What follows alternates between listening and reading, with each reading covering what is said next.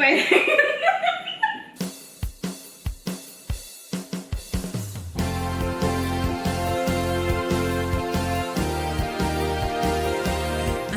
warahmatullahi wabarakatuh. Selamat pagi, selamat siang, selamat malam kamu semua. Amolongo nimo witimi saipa. Halo kamu semua, welcome back to our podcast Karaka. Kakak ceritakan. Selamat datang untuk kamu semua. Kali ini, di episode kali ini kita akan membahas tentang fungsi pemeriksaan. Baru pertama fungsi infokom. Baru awal susah. Mohon maaf guys. Fungsi infokom. Nah, buat kamu semua yang kemarin sudah nonton kita punya podcast episode 1. Di situ ada kita punya kepala loka. Betul. Bapak Marcelino Flora Paye Padaseda. Sorry Bapak. SSI APT telah menjelaskan kepada kita tentang tugas dan fungsi Badan POM, terus apa lagi Kak Iri? Fungsi-fungsi yang ada di fungsi-fungsi yang ada di Badan POM Mimika, BPOM Mimika ya. Iya. Tapi sebelum lanjut kita perkenalan diri dulu Kang. Oh iya betul. Tidak kenal maka tidak sayang. Jadi kita berdua ini dari fungsi Infokom, saya Maya dan Iri. Kakak Iri. Beliau ini senior biasa panggil kakak. Hormat Kaks. Hormat Adix. Oke, jadi lanjut. Tadi yang disampaikan oleh Bapak Kepala, ada 4 fungsi. Ada fungsi Infokom, yaitu kami. Sebenarnya ada 3 orang, tapi kami di sini 2 orang mewakili ya. Yap. Terus ada fungsi pemeriksaan, terus penindakan sama tata usaha. So, hari ini kita akan membahas tentang fungsi Infokom, informasi dan komunikasi. Ya. Apa saja yang kita lakukan di situ. So, Kak Iri, Okay. mau memulai atau bagaimana? Sebenarnya ada langsung saja. Mungkin kita perlu jelaskan dulu Kak ya terkait program Karaka ini. Oh iya. Adik Maya. Siap. Hampir lagi kita lupa. Jadi sudah di episode kesekian ini mungkin banyak yang belum tahu tentang apa itu Karaka.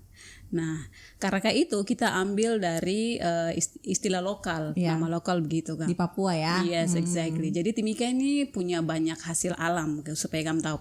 Selain emas, ada hasil laut yaitu udang dan kepiting. Jadi kalau untuk teman-teman di luar bilangnya itu kepiting, kita di Timika bilangnya itu Karaka. Yes, itu biasanya jadi oleh-oleh juga. Selain coklat, biasanya Karaka juga jadi oleh-oleh Timika untuk orang-orang yang datang ke Timika. Seperti itu. Oke. Berarti sudah jelas ini kita ambil dari kearifan lokal Mimika begitu ya Maya. Kita harus angkat-angkat kearifan lokal. Oke, mungkin langsung saja Kak Pak dijelaskan terkait ketemu fungsi itu kita bikin apa saja sih di fungsi Infokom ini mungkin Maya. Oke, so sebenarnya ada beberapa ada banyak sih sebenarnya yang kita kerjakan di Infokom. Saya jelaskan dulu yang pertama itu ada pengelolaan media sosial, termasuk salah satunya podcast ini. Jadi kita itu punya ada akun-akun media sosial yaitu Instagram, nanti kamu follow ya, Instagram, Facebook, TikTok, YouTube, apalagi ya? Subsite ya? Iya, subsite ya. Websitenya BPOM Mimika. Nanti dijelaskan oleh Kak Iri kali itu. Nah, jadi itu kita punya pengelolaan konten media sosial dan itu kita rutin.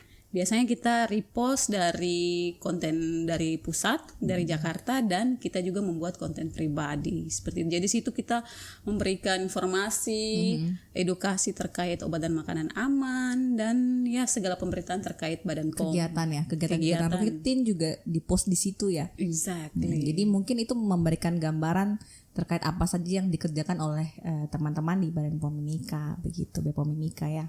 Iya. Oke. Itu dari media sosialnya. Dari media sosial. Oke. Terus ada apa lagi? Terus selanjutnya nih, ini yang paling penting juga nih, salah satu pekerjaan rutin kami di Infokom adalah memberikan layanan informasi serta menangani pengaduan konsumen nih, Adik Maya. Jadi di situ nanti kalau misalnya ada masyarakat yang merasa ingin mengadu terkait obat dan makanan, kemudian juga ingin mengetahui informasi terkait obat dan makanan, itu bisa langsung menghubungi kami. Nah, bisa tatap muka ataupun by online begitu. Kalau by online sudah pasti lewat ketempuh akun sosial media atau mungkin lewat ketempuh nomor WA khusus ada nomor WhatsApp WA, juga. WA. Kalaupun berkesempatan untuk datang ke kantor ya lebih baik lagi gitu karena informasinya akan lebih jelas. Jadi buat Sobat Bepom semua, kalau misalnya ada yang ingin ditanyakan, didiskusikan atau mungkin ada dikeluhkan terkait obat dan makanan, yuk boleh ke Tompu kantor atau melalui akun sosmed yang tadi sudah Maya jelaskan. Begitu. Kita punya kantor di mana, Kak? Kita di Jalan Hasanuddin, Irigasi Ujung. Jadi kalau misalnya ambil arah-arah dari Timika begitu toh, itu kurang lebih mungkin 200 atau 300 meter sebelah kiri jalan sebelum Pohon Jomblo. Kalau anak-anak generasi milenial begini dong pasti tahu tuh Pohon Jomblo tuh apa ya. Tempat-tempat nongki dulu. Iya, itu tempat-tempat strategis ini, Kak. Tapi anyway, untuk pengaduan itu harus jelas dulu ya, Kak, informasinya harus diverifikasi. Iya, jadi tidak serta setiap keluhan ataupun pengaduan yang masuk tuh langsung kita tanggapi begitu, Maya, kita tindak lanjuti karena memang kan harus ada verifikasi dulu. Kita harus tahu dulu informasi yang jelas, siapa yang melaporkan identitasnya, tetap kita rahasiakan. Kemudian nanti informasi apa yang bisa kita gali dari mereka sampai kita verifikasi sudah pasti, baru kita akan turun ke lapangan begitu.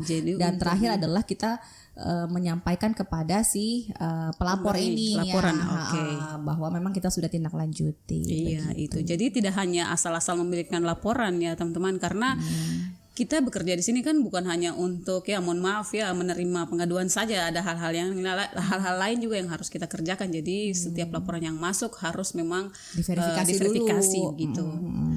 Verifikasi, validasi gitu. Yes, exactly. Oke, selain pengaduan konsumen, permintaan informasi, lalu kegiatan berikutnya apa nih, Kak Maya? Ada SIKER.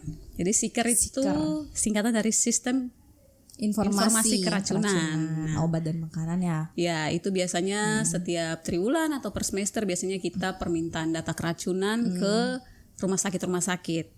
Jadi kita yang minta datanya ini ya? Iya, kita yang minta. Pokoknya di setiap rumah sakit itu kita tanyakan ada kasus keracunan apa sih, penyebabnya apa, terus penanganannya seperti apa. Nah, itu biasanya menjadi dasar untuk teman-teman di pusat untuk mengambil satu kebijakan seperti itu. Mungkin juga tambahan, Kak Maya, kalau misalnya kita dapat informasi terkait keracunan ini, kita akan tahu kira-kira langkah-langkah apa yang bisa kita ambil begitu. Misalnya ternyata di lapangan di Kabupaten Mimika khususnya keracunan yang paling banyak terkait keracunan pangan ya. Berarti artinya yang perlu kita lakukan adalah mungkin menginformasikan, mengedukasi masyarakat terkait bagaimana memilih pangan aman gitu ya. Benar. Kurang lebih seperti itulah. Dia punya langkah-langkah awal untuk kenapa kita harus meminta data ya terkait sistem informasi keracunan itu. Itu terkait SIKER. Jadi satu lagi nih, mungkin terkait, jadi ini bukan kelanjutan ya. Jadi ada pengawasan juga. Tadi kan SIKER kan mengawasi ya kasus-kasus yang terjadi, Nah, ada juga satu yaitu terkait mobil laboratorium keliling. Ya, jadi kan memang sobat-sobat Bepom ini mungkin sering atau pernah lihat Tompu mobil tuh jalan. The one and only. Ya. Mobil laboratorium keliling itu, yang Tompu mobil jalan keliling-keliling itu bukan cuma sekedar jalan-jalan saja ya.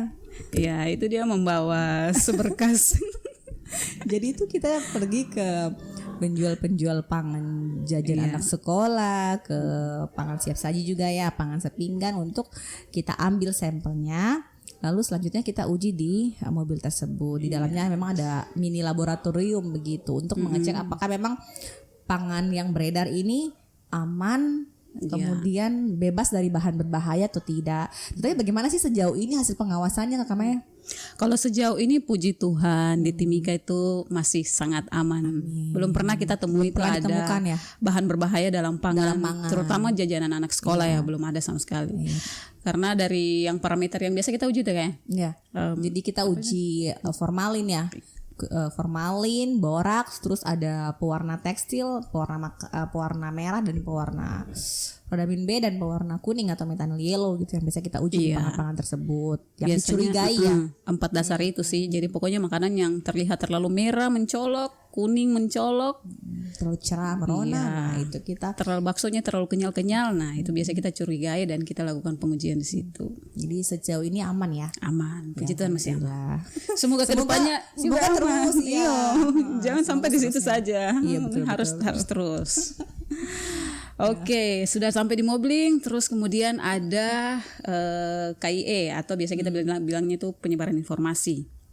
KIE singkatan dari komunikasi, informasi, dan edukasi. Nah, itu biasanya rutin kita buat juga itu setiap bulan. biasanya kita berikan informasi edukasi keamanan pangan atau obat aman juga ke komunitas atau organisasi profesi seperti itu. Kadang kita ini juga sih join dalam beberapa pameran-pameran, event-event yang diadakan acara-acara yang Pemda. diadakan pemerintah daerah ataupun komunitas-komunitas ya. Itu tuh ambil bagian. Kayak pernah kita join di festival kopi, terus pernah juga di festival UMKM di gedung MNM. Nah itu biasanya rutin setiap tahun kita join situ. Di situ bukan hanya kita edukasi, tapi kita berikan pelayanan untuk registrasi juga. Registrasi obat dan makanan ya. Iya, terutama yang mau untuk izin edar Badan POM. Kan selain berarti kan tadi konsepnya kayak kegiatan keliling begitu ya. Iya, kayak mobil keliling juga, cuman jadi tadi mobil laboratorium keliling, kalau ini kegiatan komunikasi, informasi, edukasinya keliling gitu ya ke titik-titik keramaian gitu. Terus itu juga kan ya ada juga kegiatan sosialisasi begitu ya. Ada sosialisasi besar gitu ya. Jadi yang mengumpulkan orang di satu tempat gitu ya. Kalau kayak keliling itu kan kita kayak buat stand di satu pusat keramaian, katakanlah di mall begitu. Terus orang-orang datang silih berganti bertanya dan lain sebagainya. Tapi kalau untuk sosialisasi biasanya kita sengaja mengumpulkan orang dengan target tertentu, misal guru atau tenaga kesehatan. Terus kita kasih informasi terkait ya apa yang kita mau kasih ke audiens itulah. Tergantung target audiens. Intinya kita menyasar masyarakat ya, masyarakat luas gitu ya. Iya benar, untuk segala profesi. Oke. Dan yang terakhir nih, kegiatan rutin kita adalah melakukan komunikasi informasi ya, edukasi melalui Tong punya subsite ya sekarang ya, yang terupdate ini subsite ke Tong nanti ada di sini. Jadi di situ kita punya rangkaian kegiatan Kakak Maya. Kita punya rangkaian kegiatan yang dilakukan rutin maupun khusus misalnya pas ada event-event kayak mau menjelang momen hari-hari besar begitu. Ada kita pengawasan rutin menjelang Lebaran, menjelang Tahun Baru, Natal dan Tahun Baru seperti itu. Itu nanti bisa kamu akses di Tom subsite ya. Begitu. Mungkin itu saja kalau Tom punya. Berarti kita subsite ini update dong, update. Jadi mantap. Bisa langsung lihat Tompu subsite ya. Oke, Kak, mungkin itu ya. Itu saja Tompu kegiatan. Intinya Tong ini bagian humas kayak humas Kak dong bilang. Jadi jendela dan pintunya Loka Pomimika seperti itu. Oke. Cukup kayaknya ya. Oke. So thank you banyak buat kamu semua yang sudah nonton kita punya podcast hari ini. Nanti di episode berikutnya kita akan masuk lagi untuk fungsi-fungsi yang lain. Oke. Sampai ketemu, dadah. Aman nih? Kayak ada bling-bling kan? Lihat kamu.